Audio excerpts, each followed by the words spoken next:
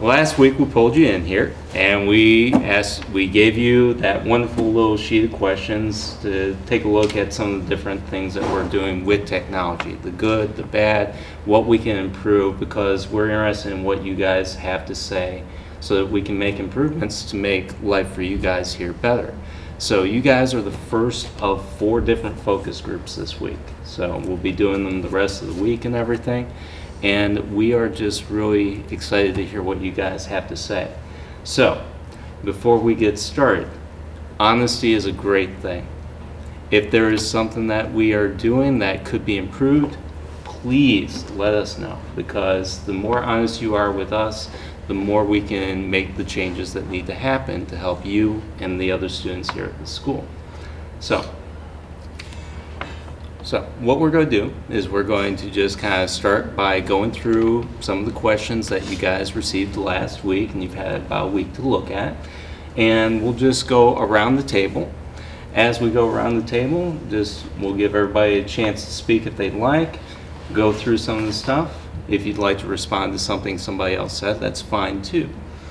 All right, so at the end, we are going to actually have a point where you guys can actually also speak to anything that we didn't cover. If there's some topic about technology or the instruction happening in the rooms with technology that you think we didn't cover in the questions that we gave you, we'd love to hear what you guys have to say, because you guys really run this school. This school is for you guys. It's your community, your family, and we want to help you out the best we can. So with that said, this morning when we're discussing our key points, or we're discussing the changes and the positives, we like to keep that neutral territory. So we're not going to bring in any names during those discussions, or any identification items like that. So we'll just kind of keep it neutral. Just can kind of talk like in general terms, like maybe in language arts class, in math class, that kind of thing. Other students. Exactly. You guys get it. Okay. Everybody good? All right, any questions before we get started with the questions? All right, so first up on what we gave you guys was looking at in what ways has using technology been beneficial to your education? So how have we been using technology that has helped you? Okay, Courtney? Okay, like they have books for all the students and they have online textbooks. Like if you always use the online textbooks, it's the same thing from the regular books. So like if you go home and use your computer, you can watch videos, look up demonstrations and examples so you get a better understanding of what you're learning. And also with that, we have more of the textbooks that we might not get in class, because on the iPads or computers or your own personal device, you have more info that you can hold. Numerous books that you can look at, whereas you have to buy copies and copies and copies of books, and then you take up room space. So it's a more accessible on the technology. All right, it's all good. Finding information on technology is way faster and more better than using books. Okay. Yeah. Go ahead, Brent. It's it's like a new technology, where you can read stuff online instead of just getting it from the store. You just order it online. Okay. If you just go into a textbook and that you might not see information that is actually from the year that they started looking at it. So when you go on a web page, it might be information that has been really new, that is actually good for you. If I were to use an electronic, it provides more information than a textbook, and if we were in class and we were able to use electronics, I would be more excited to work on it than just going on a textbook. Okay. What kind of electronics would kind of excite you? Because that's what we're really looking at. What's going to excite you about learning? Mostly, I guess, computers or iPads. All right. Is there Apple out there? Apple. Do Steve you get Jobs. excited when you walk into a classroom and you see that the teacher has a cart, or they have Yeah. you get excited because you're like, what's going to go on? What do we see? You're starting to think about it. You kind of get in that zone. Does it, you get excited though, right? Okay, Yeah. awesome. Go ahead, now. You find more information that's way more detail than in the books. Okay. One of the things I noticed with a lot of your comments when you're starting to talk about the online textbooks, and I think we started with Courtney talking about, is the embedded videos and things like that. Are those kind of things that are helping you understand what's in those textbooks a little bit more? The videos, definitely. Okay. Now, In math class, if you like miss an assignment that you weren't there, if you go into the online textbook, it can also show you like a PowerPoint or the actual video of what you missed, so you can actually understand it very well. do you all have any teachers, I'm just throwing this out there, any teachers that create their own videos to post? Well, I had my last wheel, Mr. Chamberlain. He Oh, yeah. created his own videos. 'Cause, you know. Miss Aponte, my history teacher, she grabs PowerPoints and changes them so you get like the main points. What would be some of the concerns you would have to the way technology is used in the classroom?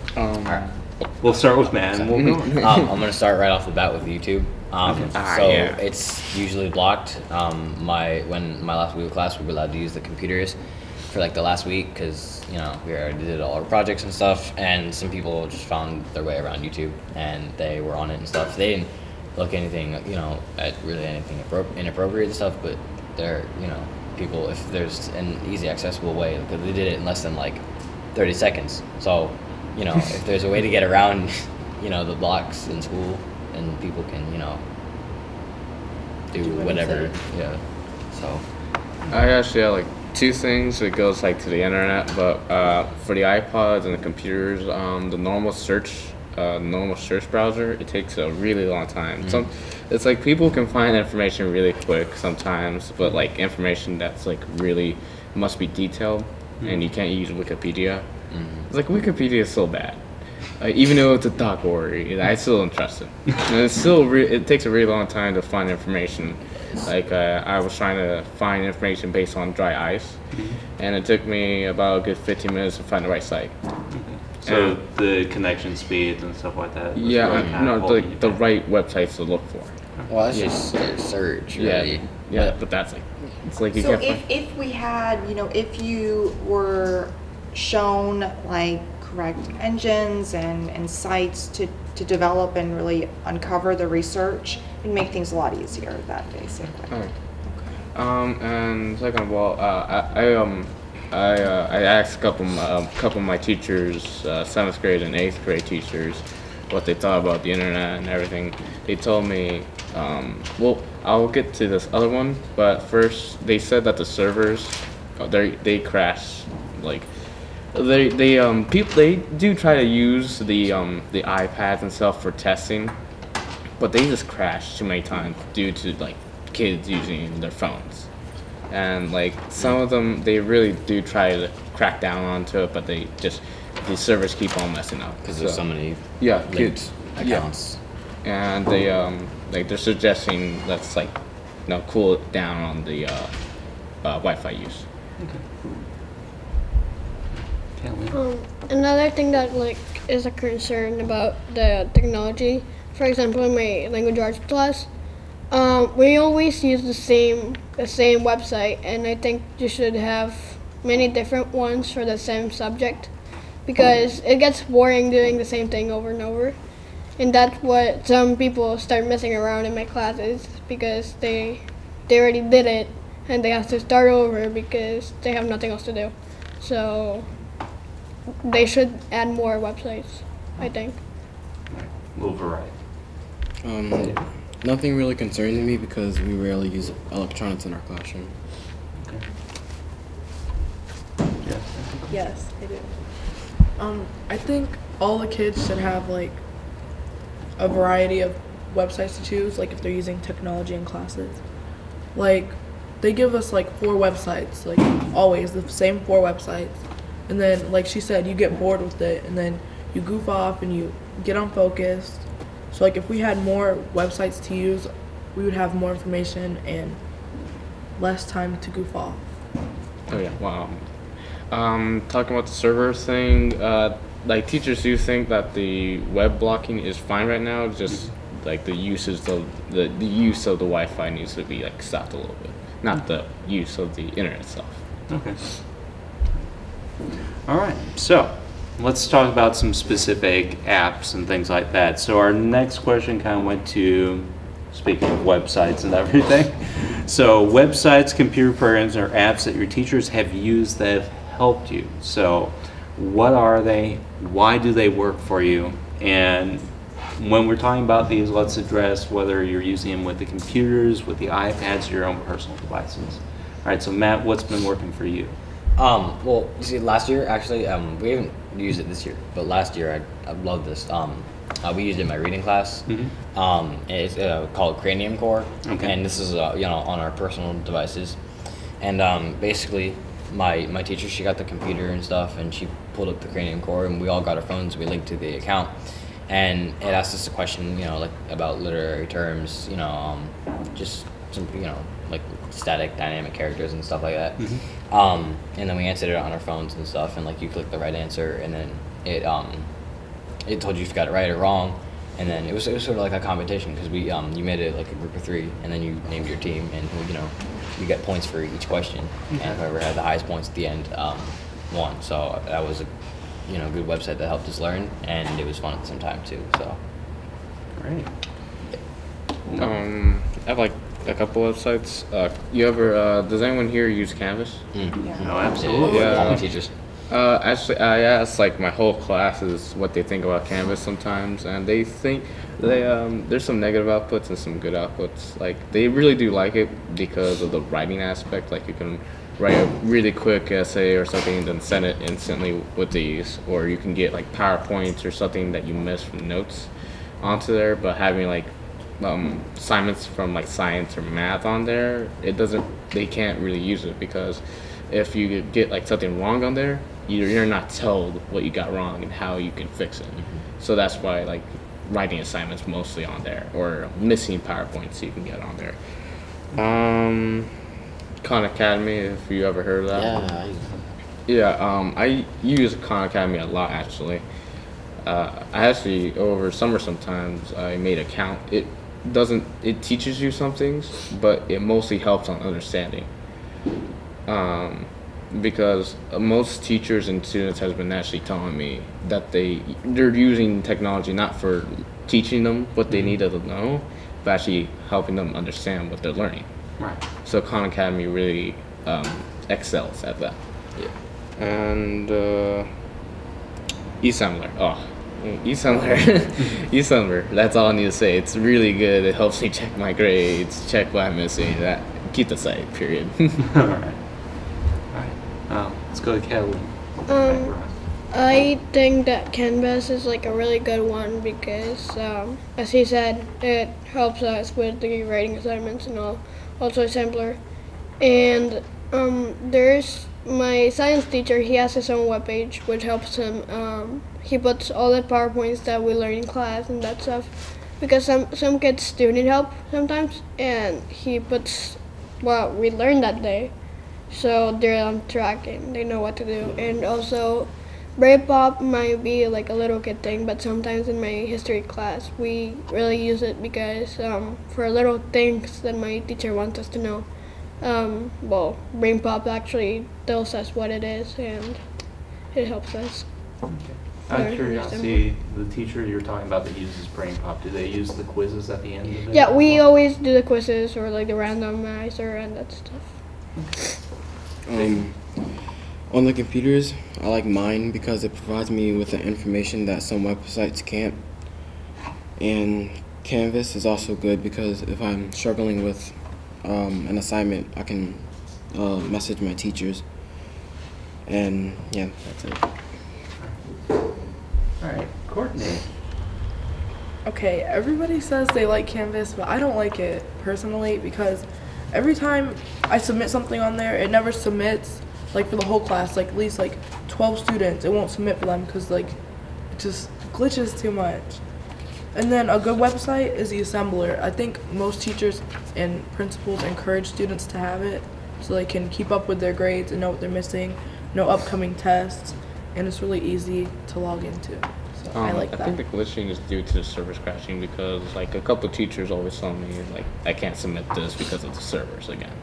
Okay. Was the glitches, are you noticing more at home? Are you noticing more here on campus? Or both places? Both. Both?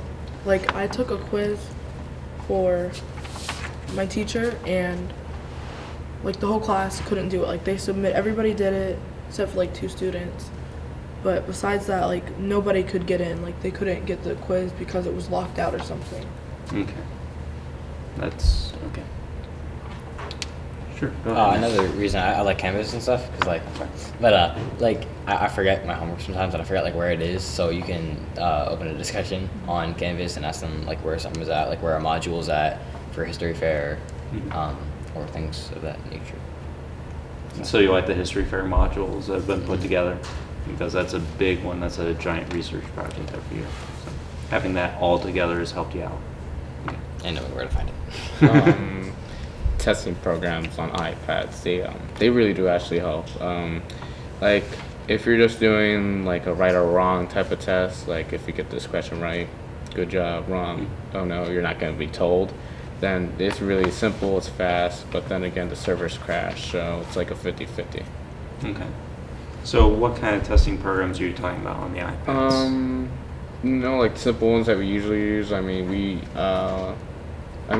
We use Canvas, and they like you can post tests on there. Okay, so the quiz function within Canvas you've been using. Or like Edmodo, if that's like, we used Edmodo like a couple years ago, and that had like a testing function. It really did work well. Okay. Have any of you ever used something called Socrative or Kahoot, stuff like that?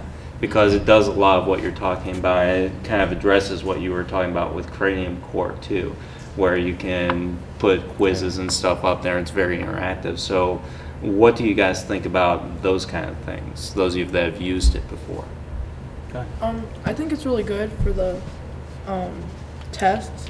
Like teachers will create a little group and you sign into the group and then you take your quiz and then right away you guys can check it off and you'll be done. Kathleen? I want to go back to assembler because sometimes I do like it because it shows me my grades and how I'm doing in some classes and how the tests affect my scores. It's that sometimes for me and my friends it lags out on our devices. It doesn't actually want to log in even though we have the password and the username right. And if we do log in, it doesn't show us our test scores and like our grades sometimes. Let me ask you one other thing. Since we're keeping that to eAssembler and Canvas and things like that, do you guys have any problems with everything being separated? Like your grades are in eAssembler, everything else is in Canvas for the classes. How do you guys feel about that? Okay, I like all the websites, but it gets kind of confusing because you have all these usernames and passwords to remember, and you don't know which one's for which website. But like, it would be nice if there was a website where you could check your grades, do a quiz, and everything on one site. Okay. No, and then we'll go back to you, Matt. Like she was saying, it is actually good. Like for major ones about grades, I'll keep that separate. But for like almost everything else, like I remember like last year we had like 2 websites for like math and then Edmodo. And we always had like a couple assignments on both, and I always forget which one is which, and we always had like different passwords. So I would say like keep like major ones, like major subjects like grading and tests and appointments or something like that onto one website and have the same password and name for the other one. Okay. I prefer it on actually multiple websites because if one website's say not working, say Assembler doesn't work, and if Assembler held all of your things and you had homework on Assembler, can't do my homework, got a 0. So, if you have a test on there, you have to take it the next day. So you have multiple websites that, like, if you have homework on Canvas and Canvas doesn't work, then you can check it on Assembler and, write it maybe. But I prefer the multiple websites because if one doesn't work, then you still have options to go to. Okay. If Assembler doesn't work on Canvas, it actually tells you your grade if your teacher uses it. So really. I think I agree with Matt that it is good separate websites. It's just that just like an example, it should be one website where you put your one single password, and then you can have all the passwords. I mean all the websites right there, and then you can click on it and just go into your account right there. And also, I do think that it is good for the different websites because they sometimes glitch, and if it was all in one website, they would just not. You wouldn't know where to click at, and you would get confused. So. All right, so we've talked about some of the good and some of the bad. So let's focus on some of the things that computer programs, apps, stuff like that we've used with you guys that you really haven't found really useful to you. So what kind of things are those things that we've seen in the classroom? Well, that you've seen in the classrooms. Is there something that a teacher, we've tried it with you and it just kind of just didn't work for you? All right. The History Day fair. Actually, I do think that doing it at the same time kind of is bad, but they're putting the checkpoints pretty far from each other, so it's like semi. But the website that I'm trying to get all the forms and topics from, it's really confusing to navigate. And okay. So the actual National History Day site was hard for you. Did your teacher use Canvas to kind of organize that? She just gave us a pack and told us to go there, find your topic. And I didn't even know what was a theme this year, and I guess there's a theme for every different year. Mm-hmm. She didn't tell me that, or website didn't tell me that, and then I realized, there's themes and it's legacy and leadership, and I chose the wrong topic. That's nothing to base with that, so I'm gonna have to rethink my topic, and I'm trying to find you have 5 different projects that you can do on it, and it's hard to get to that one page just to find all of them. Mm-hmm. So yeah, it's some programs are hard to navigate. Okay. Did you? Yeah. You spoke to National History Days earlier. So did you find? And your teacher is actually using Canvas to kind of organize that stuff for you. Did you find the Canvas organization better than the website for National History Day? Yeah, I've actually never been on the National History Day website. But one website my science teacher used, Study Island. You read a section about your lesson and then you answer a few questions on it. It didn't really connect with me because it's I don't know how to describe it, but I just didn't feel like I was getting not interactive. Full opportunity. Yeah, a full opportunity to explain because it was just multiple choice. I like long response answers, and I don't like writing a lot, but I like giving my full thought and ideas into the answer. So yeah. All right. Okay. Study Island. My science teacher gives us 30 questions every week to do on Study Island. I don't like it because if you don't pass it, it's stuff she doesn't even teach us. If you don't pass it with a 70 or higher, you have to keep retaking it, and it just wastes a lot of time when she could just print it out and have us just take it and she'll grade it herself. That's easier than making everybody go online and doing 30 questions a week, and half the kids don't even do it because it's so difficult. You said it'd be better if the teacher did it. Is that because of feedback you would get that you're not getting from the website? Or? Yeah, because she can write exactly what you're doing wrong or give you tips on how to make it better. And on Study Island, it has option to print out the quiz, and then if we print it out, she hands it out to us as a class copy or something. Everybody has the full opportunity to get it done because some people don't have internet at their house, and they can't always get online to do Study Island. So that's an alternative. You can just print it out and everybody can do it. Same. Also on Study Island, we have the same teacher, but when we do it, all the stuff that we do, we never really learned. She never taught the lesson, and she never really grades if we got it right. As long as you do it, she'll just put 100 in. So. For my language arts class, we use Quizlet, which helps us with our vocabulary words because each day we do like about 8 or 10.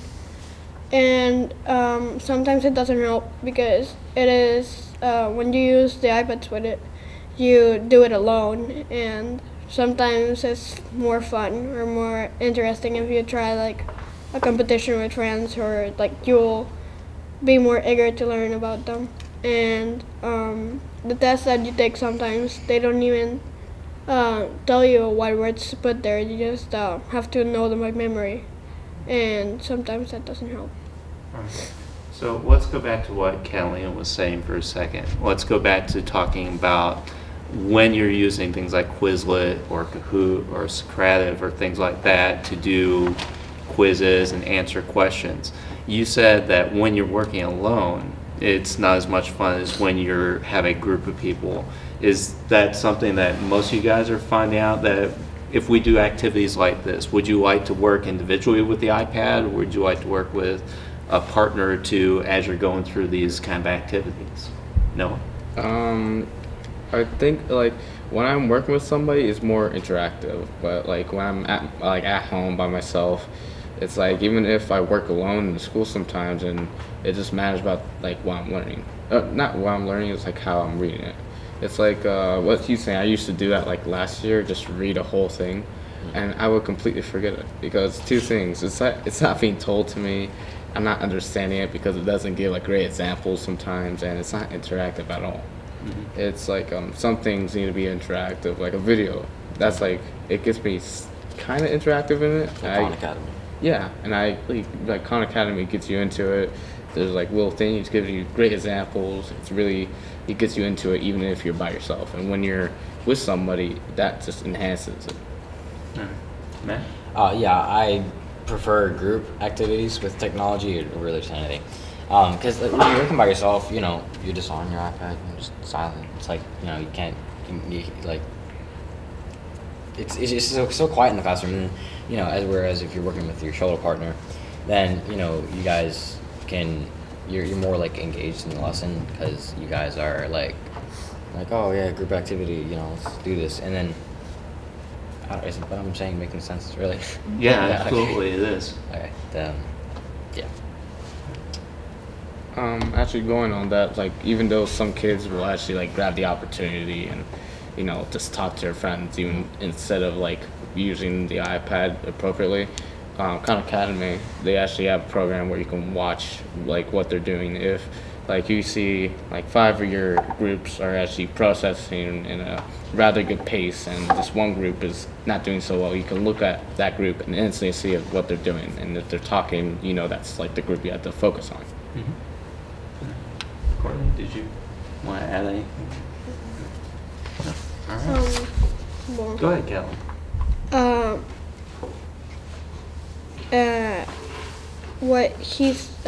What Noah said about the interactive, how I want to add that when you're in your, let's say, math class, and she says, well, you need to finish this lesson, you need to understand it for the next days, you need to go to home, and what if you don't have internet? Then you would have to go back and say, well, I couldn't, and she will not get it because you need to know it somehow.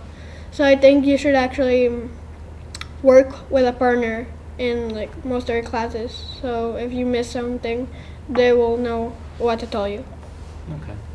Well, since we're on talking about working with other people, I'd like to go kind of toward the end of the questions we handed you and kind of talk about collaborating with other people, whether it be students within the school or using Skype or something to collaborate with people outside the school. So the question was have you collaborated with other students recently within your class or outside the school using modes like Skype, FaceTime, stuff like that for a class assignment when you're using technology? So I have. I had a project for my second period, and it was a group of 4. And Skype, you can't have more than one person without paying like $21. And Snapchat, you can't do that either. Or FaceTime. So I went on Uvu, and you can chat up to like 15 people at once, and we all chatted together, and we all got our assignment done because we were like all right there, and we all knew what we were doing together. All right, man. Well, I've collaborated with my classmates on Canvas. You know, if I miss an assignment, like, you know, my civics teacher, he's going to the modules thing to show us like how to open it, and I forget which section exactly we're doing. You know, just open a discussion. We're like, hey, does anyone remember, you know, where the section where our civics teacher told us to go today? And then, you know, they usually respond because they're trying to get on there too. And you know, if you do an assignment, and then you can just copy and paste it and put it on discussion. You're like, yo, my cool project. So, and then you can do that. So you're sharing out what you're doing and yeah. everything as well. No? I never. Actually, I don't have a Skype. I don't really use anything. I don't even have a Facebook. I deleted that thing a long time ago. So I don't know anything about this. Any of you use it for collaboration? All right. So when we're looking at using technology, one of the big things that teachers talk about these days, and it's a discussion that we have a lot, is making what we're doing relevant to you guys, making it real world applications, stuff like that. So when you're solving a problem, it's not just some hypothetical thing. Maybe we're actually having you address a social concern. We do it in civics a lot. Taught to it since I was a civics teacher. We do projects and things like that, where you actually are finding something out in the community that's a problem, and you're trying to address that through what's being taught in the class. So have any of you experienced lessons where that's happening, where you're attacking real world problems with what you're doing in the classroom, including technology? And kind of tell me how it went for you. Was it good? Was it bad? Did it work for you? Kind of your feelings. Yeah, my civics class, that's really where we, you know, do a lot of real world problems. Because, you know, if we're talking about, you know, your civic responsibilities and, you know, your obligations as to do in your community, you know, responsibility, you know, pick up litter, you know, help someone if they're trying to carry a bunch of stuff. And so, you know, it's helping you with the real world, like, community and stuff. But with my other classes, they're just like giving us, you know, just academic problems, just, you know, solve for X, and it's not, you know, like a lot of word problems. I don't really do a lot of word problems in any of my classes, so we're just writing formulas down and solving the equation. So, okay. Yeah. When you're doing those kind of real world problem solvings in your civics class, has your teacher include technology and kind of helping you to get through those problems?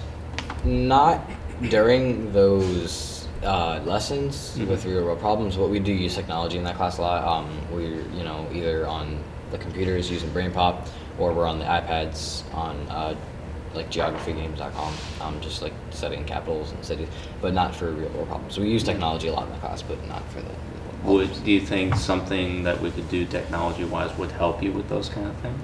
Yeah. Technology actually in my history class. When we learned 9/11, she used videos and the little projector, and it actually really helped me understand the more problems. Like if she was just telling about us, I would just think it's just a couple places being, you know, blown up a long time ago, and now I'm seeing it visually. It helped my understanding. I get to see the people's faces of what happened in that crisis. And I get the feeling, I get the interactive from it, and I have a better understanding of what happened that was like across miles away. So it really extended my my thinking, actually.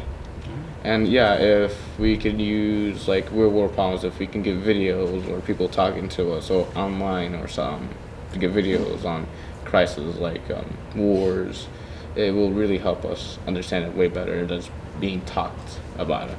Okay. Catalina, your hand was up. So I think that in some of my classes they say like, okay, this kid was not here yesterday, go ahead and help him. Even though I like make them know what happened and I don't tell them the answers, like they say like, no, you were telling them the answer, but like you're supposed to explain it to them. And sometimes the explanation is actually the answer. So I think you should let them get like let's say an iPad and review what happened, and then go back to class to like go back to the thing that you're doing over there. Nothing really. We never really use technology for real world problems in our classroom. Okay. All right. Since we're running a little short on time, let me ask you this question. Is there a way that we're not using technology around here that you think would be beneficial either for yourself or some of the people you know? Is there something that you guys have brought up, Khan Academy and stuff like that? Are there any other things out there that you think that we could use? Because I've used things like Facebook before and stuff like that for some projects before. Is there any social media or anything that you guys could think that we could use to help you interact with what we're doing a little bit better? My math teacher, it's only for math, but it's kind of like a Facebook math site where you can just ask anyone a question, like a math question, and it gets answered seconds like right after. And you can't put anything appropriate on there. Like there's 24 hours, 7 days a week, peers onto there all day, and put anything on there, it'll be taken off in like a couple seconds, and you'll be kicked out. It's really strict. And you can ask any questions, and we'll give you a full explanation. There's people there who are nice, and they won't call you like, "How could you not understand this?" And there's like really nice people on there. Yeah, Miss Silicott could tell you about it. I forgot what it's called. Is Algebra Nation? Huh? Algebra Nation? I'm not sure. Yeah. Anybody else? Kelly? Like, yeah, kind of a Facebook, you should put for, let's say you put your team name and then the teacher that you want to know an assignment of. If you don't know, if you forgot your homework, what it was or something, they should be like a copy of it, and then you can just print it out what you missed. So at least you have the chance to make it. Anybody else?